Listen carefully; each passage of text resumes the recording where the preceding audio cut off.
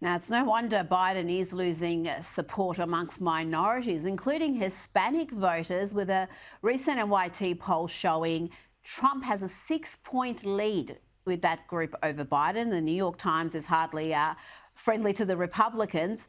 At the same time that Biden was apologising to Laken Riley's alleged killer for calling him an illegal, Donald Trump was in Georgia meeting with her grieving family and friends, and he slammed President Biden for allowing her killer into the country in the first place. When I say he was an illegal alien, he was an illegal immigrant, he was an illegal migrant, and he shouldn't have been in our country, and he never would have been under the Trump policy. And Adam, today we have another example of a broken system. A Honduras national who entered the US illegally is wanted for homicide in his home country, who was found guilty of felony assault with a weapon and domestic violence. Well, he was released from a Rhode Island court despite an active immigration detainer for his custody.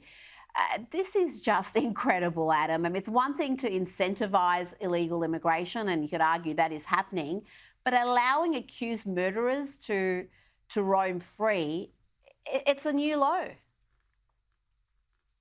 Yeah, this situation that's happening at the border is unprecedented. There is no control. No one is held accountable for the failures.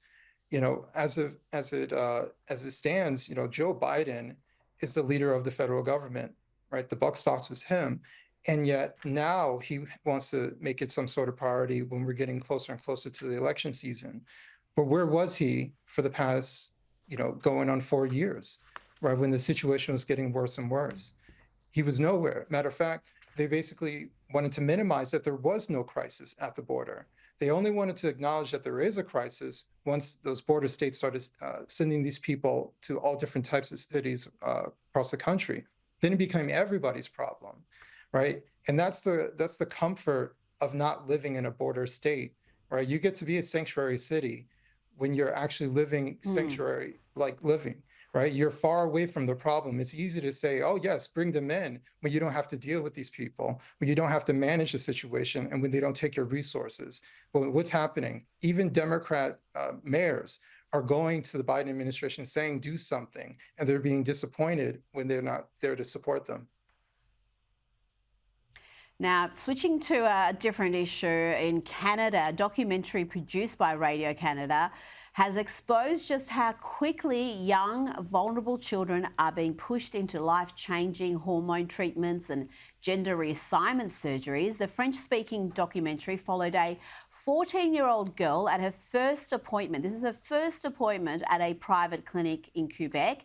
She was given a testosterone prescription and even asked about possible surgeries just 9 minutes into her appointment. Again, Adam, this is incredible. This is a trend we have seen in the West, in North America, parts of Europe, right here in Australia. And we are slowly getting some clarity around the medical practices in this field. Yeah, what's happening to these children who are confused, who might be experiencing dysphoria, or who are maybe just being caught up in a trend? What's happening to them is that the adults in the room are failing them, or the adults are treating the children like adults. And as soon as they have a whimsical idea of what they want to become, they just go along with it. There are no hurdles for these young people, right? They have people who are enabling them. And that's what we're seeing. We're seeing enablers who are ultimately benefiting the medical industry. We're seeing them benefit big pharma, right? Where do you think these products are made? Or look at all these surgeons who are cutting the breasts off of young girls, of young, healthy girls, right? Who makes money off of that? And just like, you know, any other major issue like foreign wars, always follow the money. And the money always leads to the medical industry, right? But at the end, these kids are left tormented. They're left unresolved. And that's when suicidality actually occurs.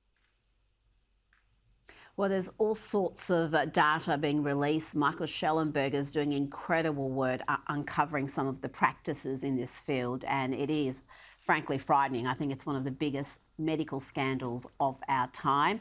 Now, finally, on your Wrong Speak publishing website, you've published articles exploring how black voters are often portrayed as Democrats who can forget this from Biden?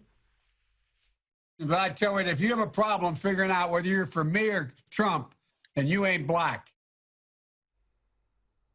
But you say black voters are actually more likely to be conservative at heart, even if they don't vote that way.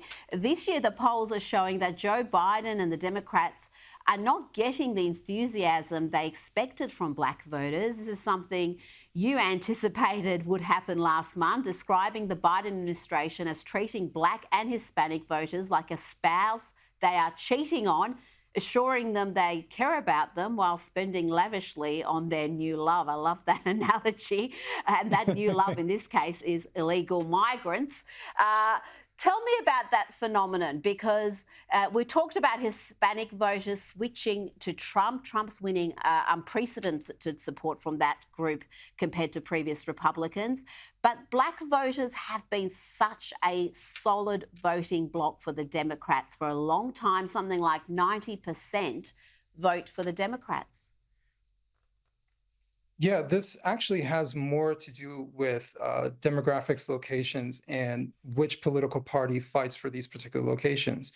So, throughout the United States, you look at, every 4 years when the presidential race happens, you see them count all these rural areas. They show up red, and then what happens? They count these blue cities, and they lose the state. Why? Because majority of the people live in these states, live in the cities. Well, this also counts for Black Americans. And what ends up happening is the Republicans aren't necessarily fighting for the vote within these cities. So it's actually an unreasonable ask to say, hey, I know we don't show up locally and we have nobody that runs in your locality, and we haven't been there for decades, but vote for us in the national election, right? It's an unreasonable ask. And so what ends up happening is that everyone presumes that Black Americans are just in love with the Democrats, rather than it being that they're the only choice, right? You can't vote for a party that isn't on the ballot. And from time after time, whether it be major cities, small cities in these states, you can look, Democrats run unopposed. And the choice is, do you want a blue dog moderate Democrat, or do you want a communist?